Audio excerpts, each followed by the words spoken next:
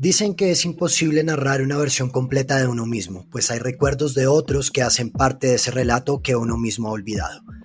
Bajo sus nombres se esconden varios nombres, bajo esos nombres varias realidades, bajo esas realidades varias excusas, bajo esas excusas varios universos, bajo esos universos varios relatos, una memoria que se construye a medio camino entre lo que es real y la ficción que se creó para narrar esas realidades múltiples. En su caso hay para quienes es Lil Supa, otros lo reconocen como Lu Fresco, algunos lo ven como el sensei del dojo y otros como Marginal el Little Su o Su. Al final, el punto en común es Marlon, diseñador, amante de la fotografía, el jazz, el fútbol y la poesía, como él mismo lo ha dicho. El rap es algo que hace, pero las posibilidades son infinitas para quien al mejor estilo de Robert De Niro puede crear tantos personajes como posibilidades de interpretarlos en el mundo. Y es por eso que su música, lejos de cualquier género, es siempre cinematográfica. Hoy, en Sudacas, Marlon Morales Santana, el dueño de un flow exquisito que oscila entre lo marginal y lo culto, entre lo bohemio y lo crudo, entre lo tangible y lo abstracto. Si les gusta la música de Supa, quizás les interesen nuestras entrevistas con Apache, KCO, Ali A.K.A. Mind, Gambetta de Alcolíricos y otras más que les dejamos en la playlist dedicada al hip hop latinoamericano en la descripción de este episodio. Mi nombre es Sebastián Narváez y con Marlon les damos la bienvenida a un nuevo episodio de Sudacas, un podcast sobre la vida y la música, con el apoyo de 070. Sucede que hay millones de latinoamericanos que se han despertado a ese hecho maravilloso de tener confianza en sí mismos. Sabemos cada vez mejor que somos latinoamericanos. Somos latinoamericanos.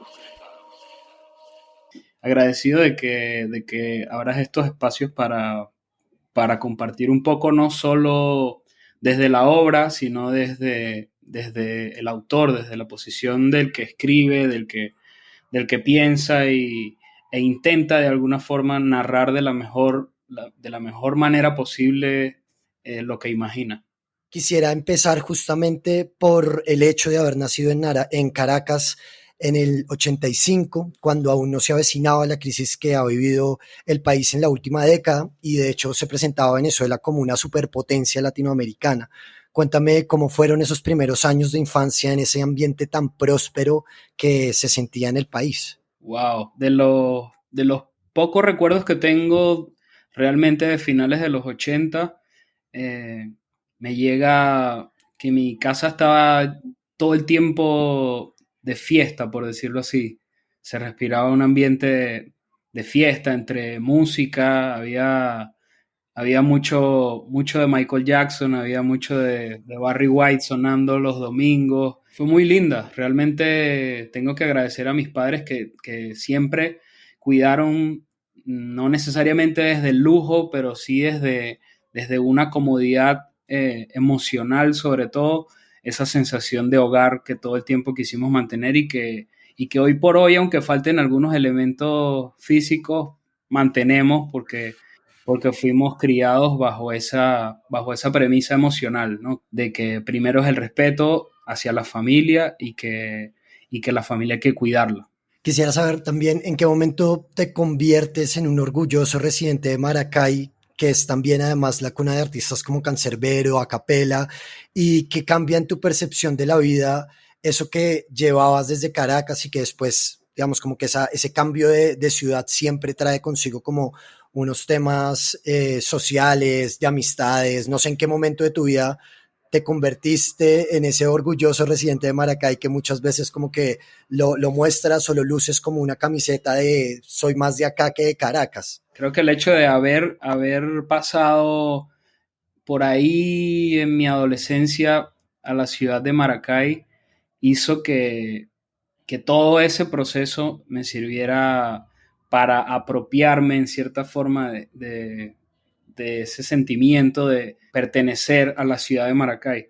El hecho de que en Maracay fue donde conocí la patineta y comenzaron mis primeros trazos de graffiti, conocí a mi hermano Guaidani, que es mi compañero en mi grupo Supremacy Hip Hop Clan. Comencé a bailar breaking en la ciudad de Maracay, por ende abrazo con muchísimo orgullo el hecho de haber estado esos años de mi vida en la ciudad de Maracay hasta no hace mucho. Mis primeras misiones de graffiti fueron en la ciudad de Maracay, mis primeras salidas de noche a pintar la ciudad, y creo que de eso es de lo que me afianzo o me sostengo al decir que llevo el orgullo de Maracay en mis hombros y en mi ADN, se podría decir, porque creo que mucha de mi personalidad viene de haber vivido tanto tiempo en la ciudad de Maracay. Nada, ahí tienes los resultados. Tienes a Capela, ahí tienes a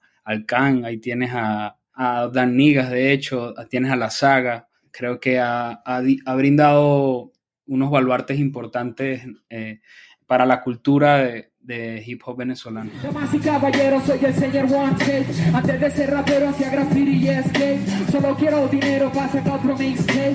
Supan el micrófono, haters gonna hate, yo. Entro por el hit en switch, analizo el tweet, ataco el drum con un click y lo bajo en 360 flip, yo.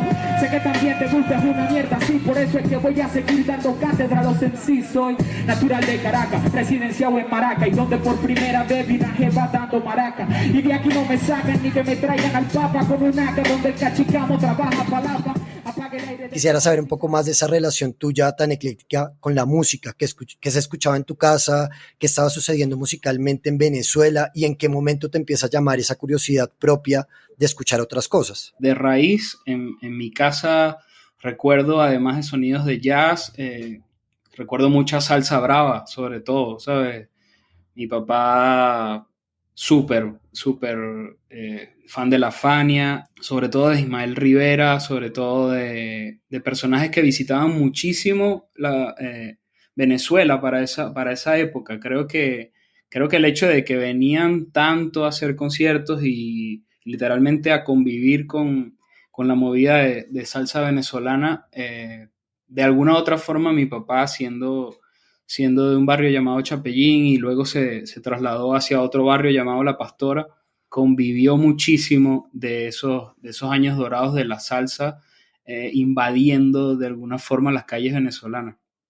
Y nuestra infancia estuvo llena de esos sonidos en mi casa, ¿sabes? Como te decía, en las reuniones familiares lo que se respiraba era este ambiente musical. Creo que de esos sonidos lo que rescató tal vez mi memoria fue el ritmo, y quizá por eso mi primer acercamiento al hip hop termina siendo precisamente el breaking.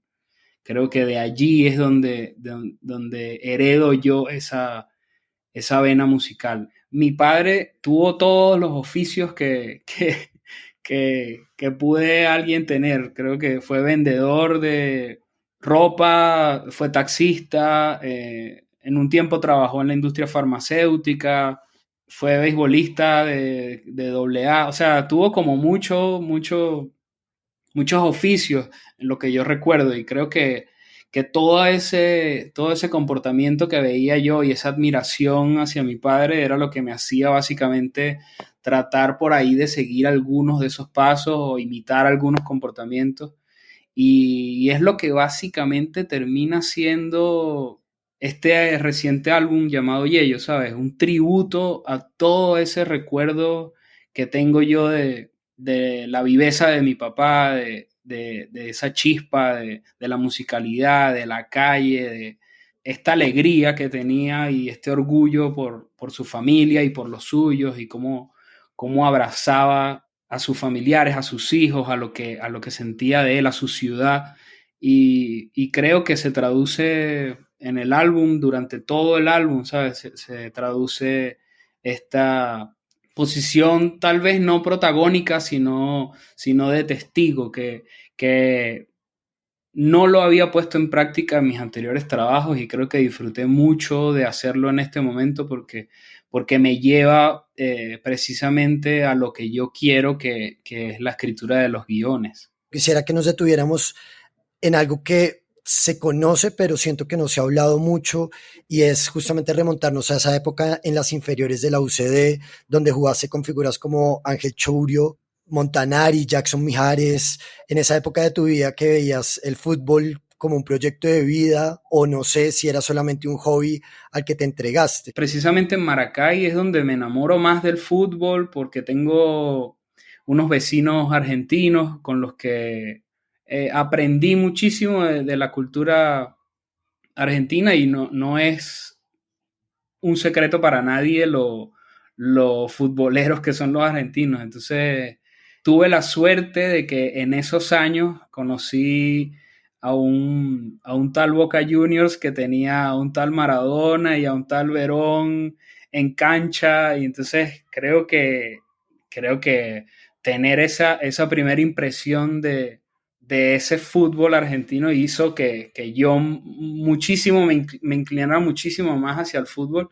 y de hecho abandoné el béisbol y me dediqué a jugar solo fútbol hasta que llegó la patineta y el graffiti y tal vez las novias hicieron que me desviara un poquito más de ese objetivo, pero a fin de cuentas que es que es la reflexión que tomo de ello, que a veces mi madre me lo recuerda con cierto humor, es que si no hubiese hecho eso, tal vez no termino rapeando, no termino conociendo el mundo, no termino viajando. Tú eres además coleccionista de camisetas, ¿no? Y también tienes como tu colección de zapatillas y demás, como que también hay algo además de la afición que tiene que ver no solamente con el deporte, sino con lo que está al lado de eso. Entonces también siento que hay un impulso muy serio en tu forma de ver la moda o la vestimenta que te atrae mucho y que también lo reflejas tanto en el escenario como en tus videos y fuera de él, hace parte como de la rutina tuya o de tus aficiones. Creo que el hecho de haber tenido figuras con tanto impacto social desde el deporte como Jordan, como el fenómeno Ronaldo, como Carl Lewis, creo que Zidane, creo que dejaron una huella impresa en mi memoria que de alguna u otra forma la saco a relucir incluso a través de la rima, ¿sabes? Lo hago un poco a través de la vestimenta, pero siempre ando tirando referencias o recordando alguna jugada de alguien de esa época y es porque precisamente era muy impresionante, ¿sabes? Creo que no se ha repetido hasta ahora. Eran los tiempos de Larkin y Carl Ripken, los Pistons de Thomas, los Bulls con Scottie Pippen. Usaba monos, Adidas y Hilfiger, apenas soltaba rimas hasta que llegó The Niggas, my nigga. Pisé mi primera tarima, crew con la mano arriba, la negra en primera fila.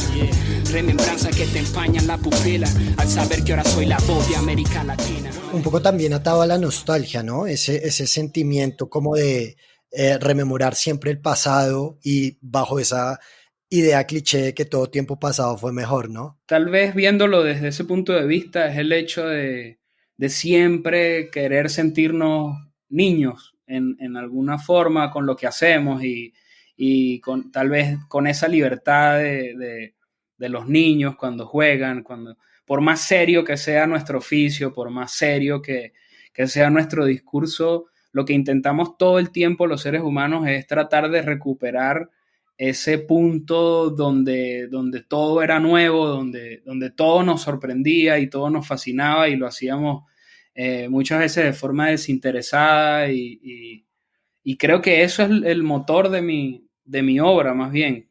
Es tratar de sentirme en el punto cero para abordar un proyecto y eso se traduce en el hecho de que cada vez que puedo planteo un nuevo heterónimo o recorto un nombre o le agrego un acento diferente, es precisamente para sentir desde mi posición que estoy haciendo algo diferente y con otra intención. Quisiera que entráramos justamente como en esa etapa de transición en la que entran muchos elementos que pertenecen al hip hop y es que primero fuiste grafitero, luego fuiste b-boy, después empezaste a hacer beatbox en los cyphers callejeros y quisiera entender un poco como esa dinámica de esa entrada a la cultura donde sin saberlo fuiste descubriendo cada uno de estos elementos que la componían y también saber qué destacas de cada una de esas etapas? Por ejemplo, el sigilo que te da el graffiti, la percepción de la noche, el ritmo que te da el beatbox, etcétera. Creo que cuando comenzamos a consumir el rap en forma visual es cuando comienzo literalmente a descubrir cómo se ven los videos de las canciones de rap que me gustaban, cómo se visten los exponentes de rap que me gustaban. Fue naturalmente envolviéndome toda esa atmósfera hip hop hasta que conocí a un personaje como Dani, que es el señor hip hop de Maracay, que tiene todos los años del mundo siendo hip hopper y creo que de alguna u otra forma sirve de mentor o de guía en toda esta energía que venía acumulando solo por el hecho de practicar algo más, ¿sabes? Si de repente podía salir en patineta a hacer graffiti o mientras me iba a la plaza donde hacían freestyle, ¿sabes? Ya estaba haciendo como cuatro cosas diferentes y creo que era esa la inquietud que tenía en ese momento, con 15, 16 años o algo así, que comienzo a reconocer todos esos elementos, ¿sabes? Una vez que yo comienzo a armar todo ese puzzle, es cuando nace el personaje de Lil Supa, tal vez bautizado desde la figura de Dani, que veía que me gustaba tanto el rap francés, que estaba tratando de abarcar un montón de elementos del hip hop. Entonces él es el que me bautiza realmente como Lil Supa, como ese pequeño super, no sé cómo traducirlo literalmente, pero era debido a esa hiperactividad que tenía tal vez a los 15, 16 años cuando lo conozco a él. Y sin embargo, yo creo que en esa etapa todavía no sabías que el rap iba a ser tu sustento y entraba pues también, supongo yo, que como un hobby, porque de hecho antes de que el rap se confirmara en tu vida, estudiaste diseño y de alguna manera como que tenías, supongo yo, otros planes. ¿Qué crees que sería de tu vida en este momento si el rap no hubiera estallado de la manera en la que estalló en tu vida? Comenzó a suceder durante la mitad de mi formación como diseñador gráfico, el hecho de que ya cada vez faltaba mucho más a clases, los profesores tal vez no me creían cuando les decía, no, lo que pasa es que vengo de un festival en Argentina, ¿sabes? Porque literalmente decían como que, ajá, entonces tú te vas de fiesta y estás faltando aquí a las entregas finales, etcétera. Y yo no hallaba cómo explicar que no estaba de fiesta, estaba trabajando o creía yo que estaba trabajando. Pasa que para mí resultaba mucho más interesante de repente irme a una ciudad que quedara a 5 horas a un evento un miércoles en la noche, que eran los días que nos daban en los bares para ese entonces, ¿sabes? Y bueno, tal vez eso significaba que iba a faltar el jueves a clase y me perdía alguna que otra entrega. Pero eso nunca bajó tampoco mi rendimiento o evitó que me destacara un poco también en el diseño porque tenía ya cierta información desde el graffiti, ¿sabes? Desde mi afición al graffiti, yo aprendí un montón de fundamentos que terminan formando parte del diseño, ¿sabes? Las composiciones o los gradientes o la clasificación de colores, etcétera. Creo que eso lo aprendí desde el oficio del graffiti mucho antes de haber recibido cualquier instrucción académica de diseño gráfico. Y ya para final de carrera estaba yo mismo haciéndome el merch de mis grupos. Para ese momento estaba el proyecto Básico, luego fue luego fue Fundamentors, luego fue Índigos, y todo eso era básicamente asignaciones del instituto. O sea, deben recrear una marca, y yo simplemente aplicaba eso a mi vida paralela, que era el rap. Allí es donde comienzo yo a tal vez estructurar un poco más todas esas ganas y toda esa energía, porque en principio, como te digo, en principio no era bajo ningún concepto el hecho de podemos vivir de esto o de esto se puede recibir dinero, nada, no sabíamos nada de eso, literalmente. Justamente quisiera retomar eso y transformar también como la conversación un poco como en torno a, primero, pues si no era fácil vivir de esto, ¿qué otros trabajos estuvieron como fluctuando de alguna manera antes de que el rap fuera tu sustento como tal? Y por otro lado, ¿cómo lo tomaron ya no desde la academia, sino desde tu familia? El hecho de que tú quisieras ya después dedicarte puntualmente al rap cuando, digamos, como que hay este estereotipo de que el rap es marginal, el rapero es marginal, es la persona que por su vestimenta y demás como que no va a tener muchas oportunidades en la vida, no sé, o sea, como que hay unos estereotipos que son claros en la sociedad en ese sentido, y quisiera que ahondáramos como en esas dos cosas. Bueno, irónicamente, siempre fue algo relacionado al hip hop. O sea, puede ser que en algún momento teníamos una prograduación, y el hecho de que nosotros llegáramos a la fiesta y armábamos una olla de breaking ahí, ya hacía que alguien quisiera colaborarnos con dinero. O el dueño de una tienda quería que le pusiéramos el logo ahí y lo hacíamos con spray, ¿sabes? Entonces, como que todo literalmente tenía que ver con el hip hop.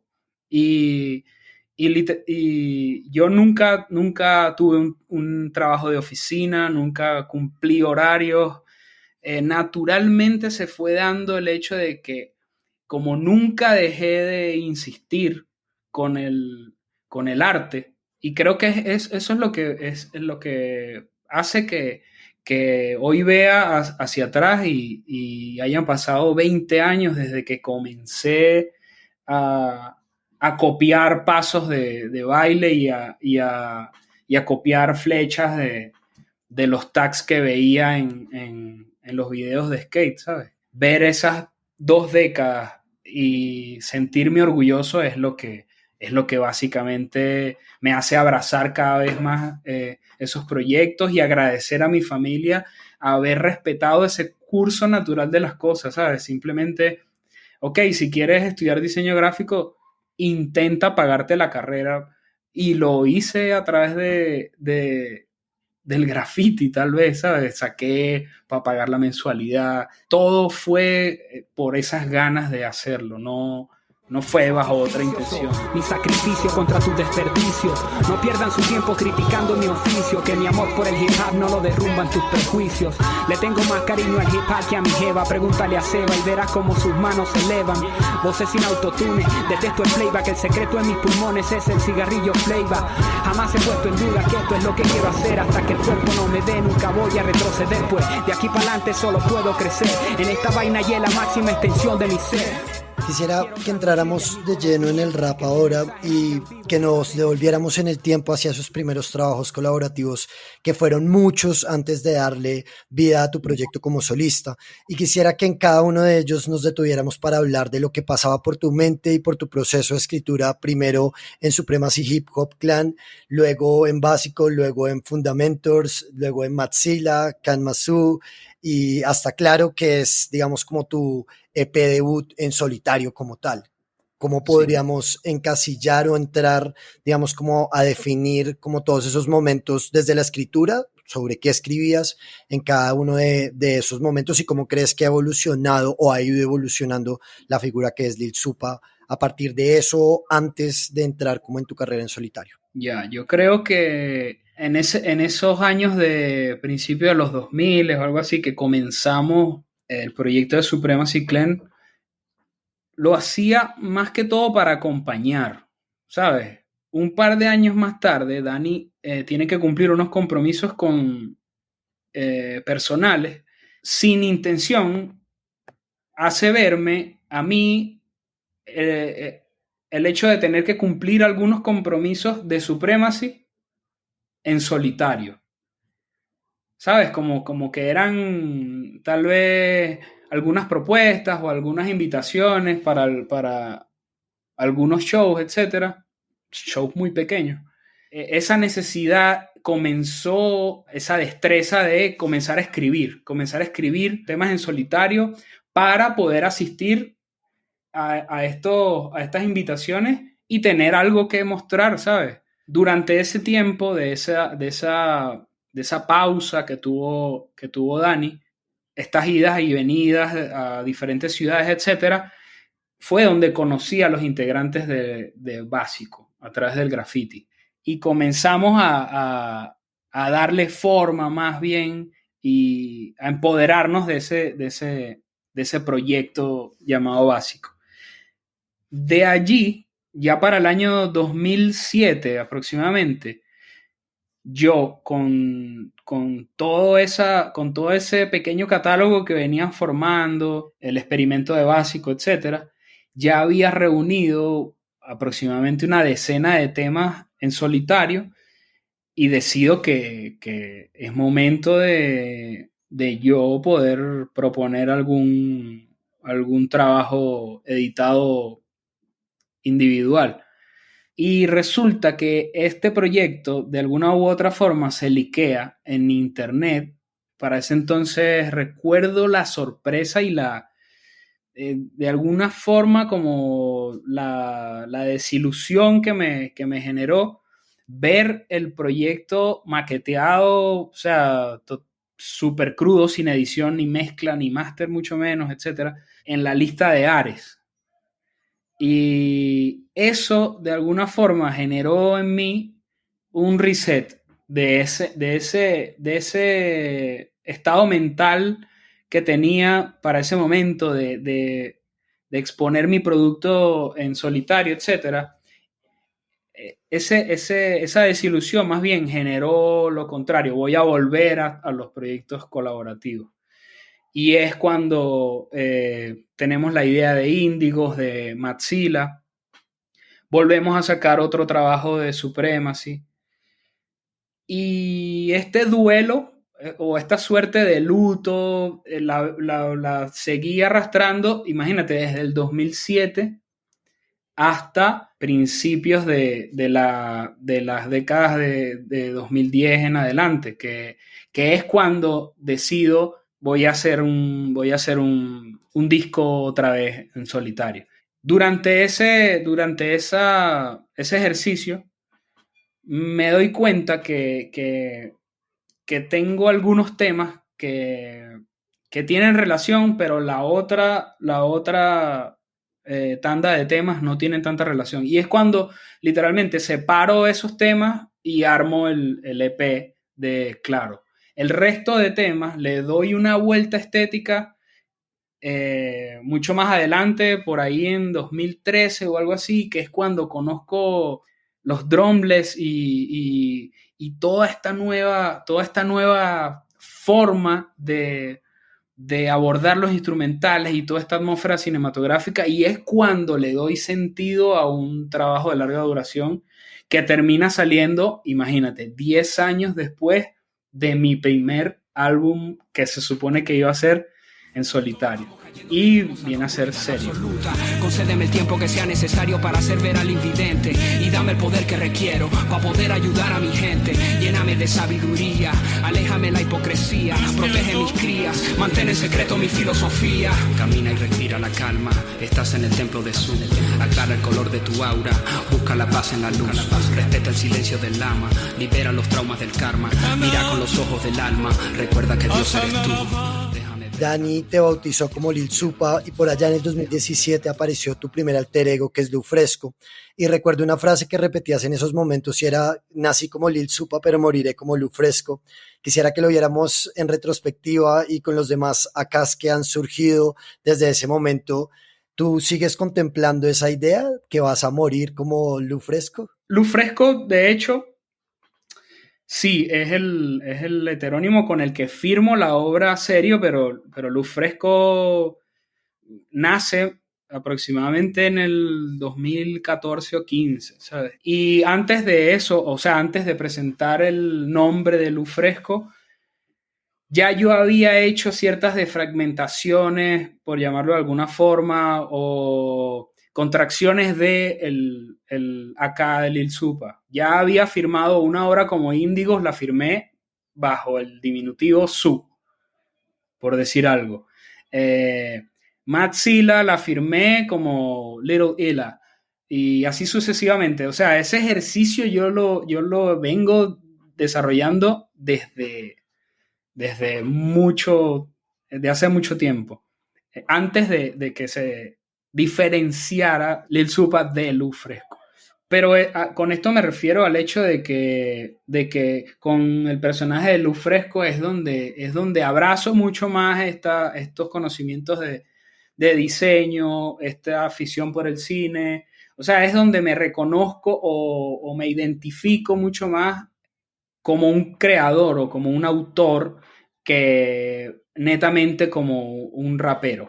Y entonces a eso es lo que me refiero yo con que tal vez en esa frase que dije que moriré como Lou Fresco es por el hecho de que el Lou Fresco es mi presente tal vez y Lil Supa es una historia mucho más adolescente del rap, que no quiere decir que Lil Supa no haya evolucionado. Yo en proyectos actuales sigo encarnando al personaje de Lil Supa cuando el beat me lo pide. Creo que ya escucho un instrumental y sé que debo utilizar a Lou Fresco o a Marginales, etcétera, ¿sabes? Yo creo que eso es fácil, pero cuando el lector solamente utiliza la memoria para leer, se le hace muy difícil aprender un nuevo idioma.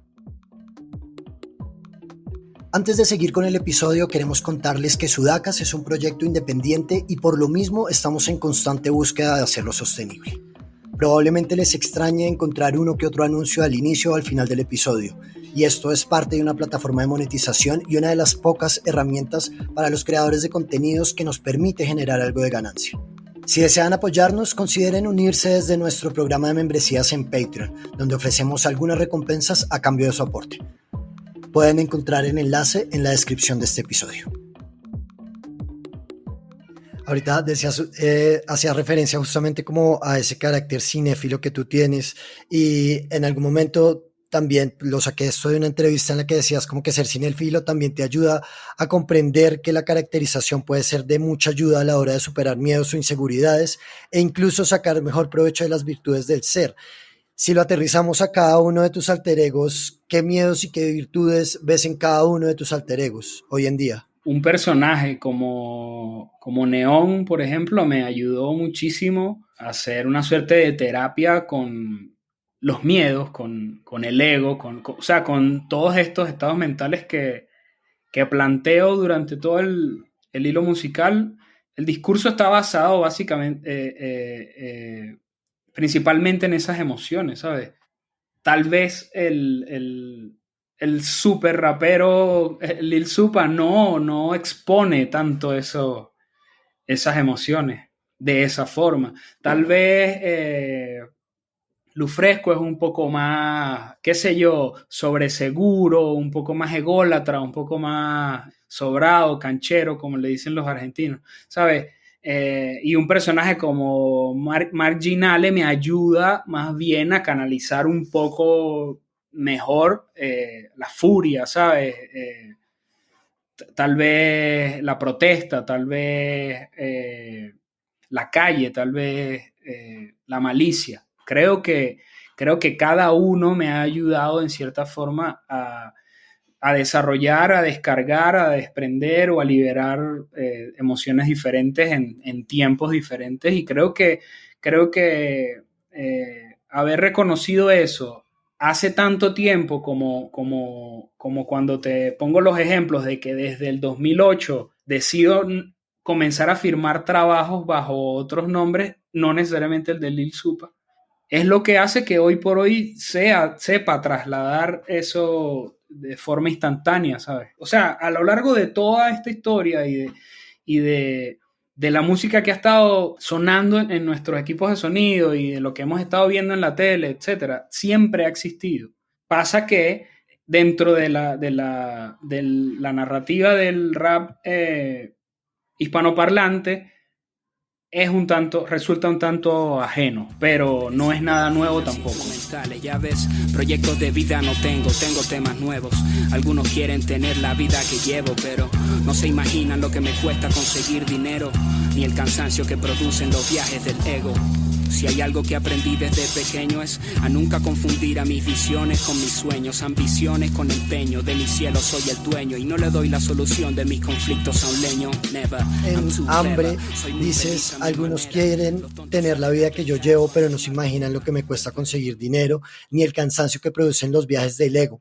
Y quisiera que ahondáramos en esa idea que tiene la gente sobre los artistas, y es que viven en la fantasía quizás de sus videos, que viven en mansiones con la vida resuelta.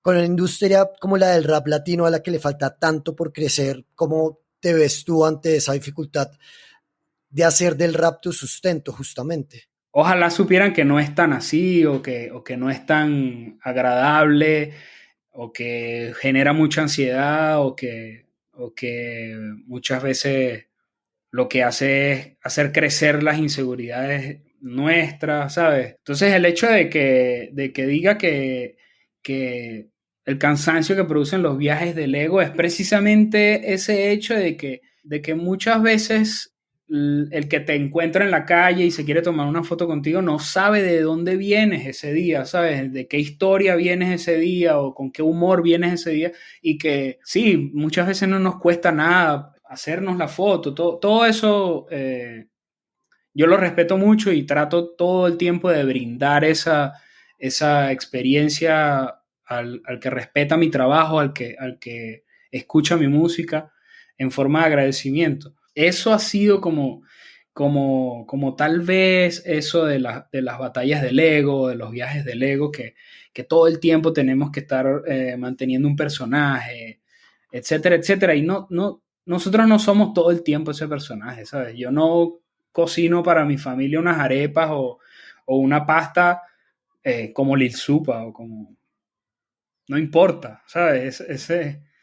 Ese personaje no importa y realmente es parte y parte, ¿sabes? O sea, lo que soy yo como persona me lo dio fue mi familia, ¿sabes? Tal vez eso de la figura artística y todo eso lo han formado las tablas, el público, pero muchas veces no estamos ahí en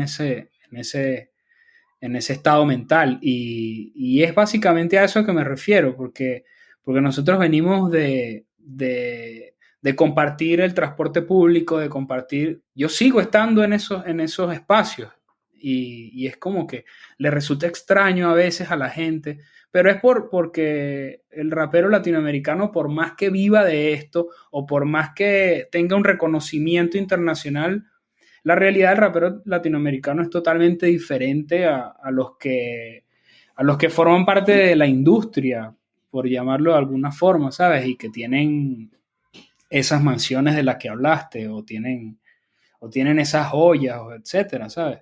¿Sabes? Yo creo que muchas veces no es del todo justo el hecho de que alguien que tenga 15 años de carrera no pueda ni siquiera darse el lujo de vivir de sus regalías o de vivir de la música que ha trabajado durante todo ese tiempo. Pero que no se niegue que también es una evolución el hecho de pensar que tal vez no se puede con este sonido y demostrar que sí se puede con este sonido. Me parece que también es un proceso evolutivo, ¿sabes? Yo me acuerdo mucho que durante la pandemia salió el proyecto de Neón y me acuerdo de ver una transmisión bien teatral durante el lanzamiento online que tiene que ver mucho con ese carácter cinematográfico con el que defines tu música y que recientemente con todo esto del metaverso me hace verlo como una experiencia que trasciende los formatos tradicionales.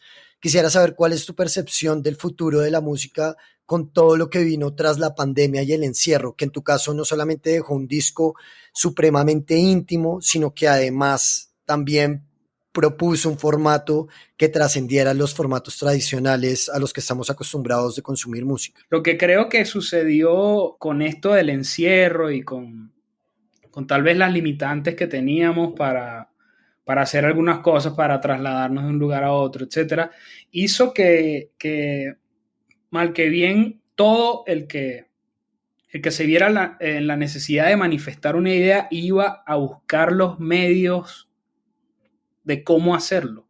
Una destreza de si nadie lo va a hacer por mí, yo lo puedo hacer. Creo que en lo personal eso fue lo que puse en práctica con ese ejercicio de proceso de grabación, etcétera, con un proyecto como Neón, pero se vio en cualquier cantidad de proyectos, ¿sabes?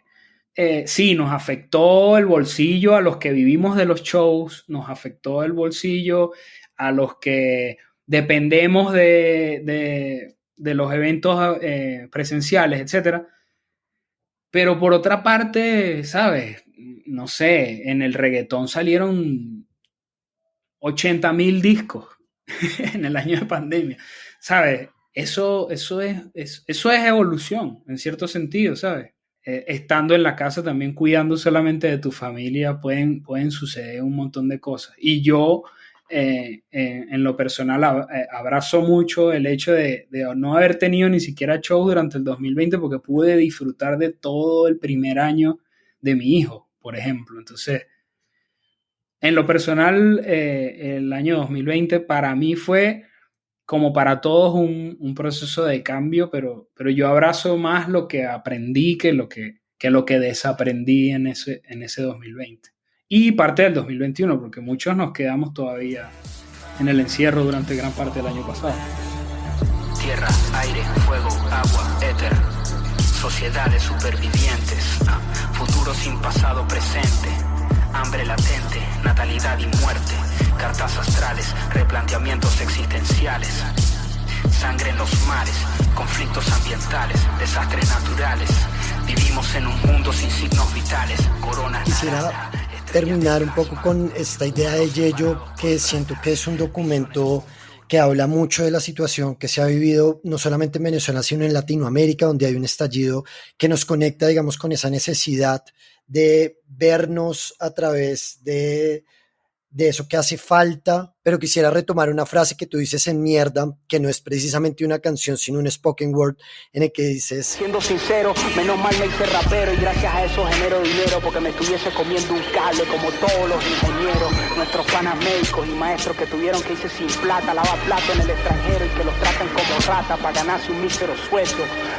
Quisiera que sobre eso habláramos un poco de esa necesidad que existe de la música, por un lado contestataria, pero por otro lado como esa muestra que nos hace conectarnos con la realidad del otro. El hecho de hacer un llamado como Mierda no va ni siquiera desde la queja, porque yo no suelo quejarme y mucho menos desde mi obra.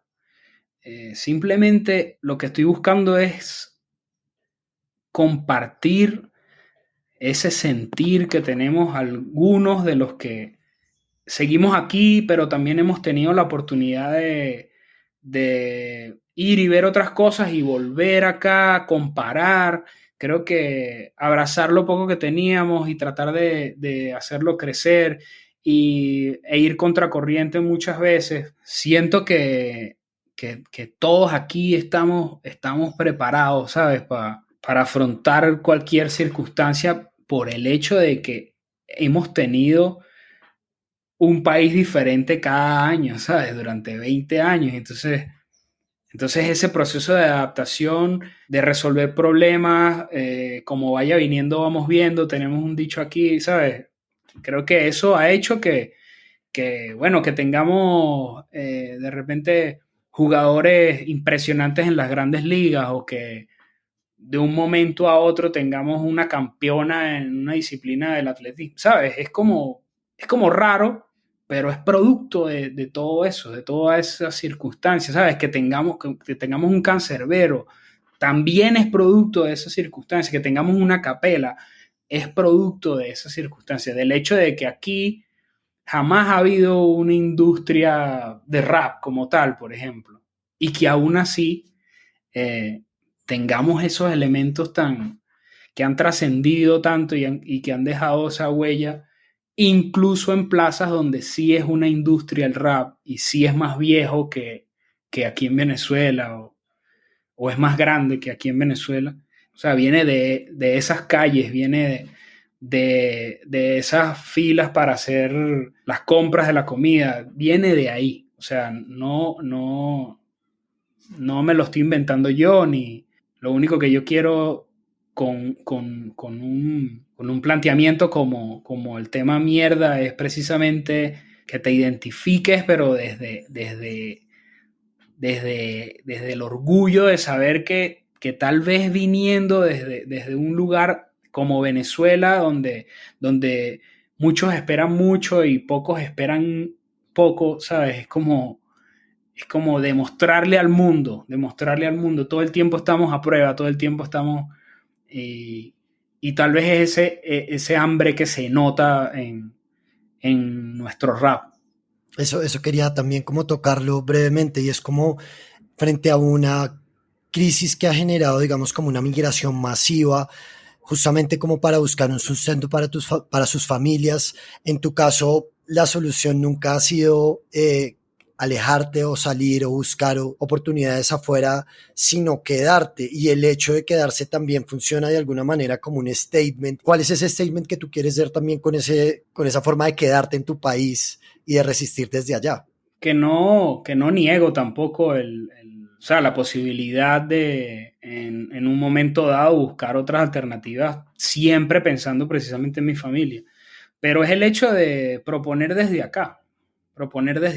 Por darte un ejemplo real, haber nosotros hecho la presentación de Neón en el formato de showcase en streaming y todo eso, nosotros ni siquiera teníamos idea de que este formato no era necesariamente en vivo, y nosotros lo hicimos en vivo.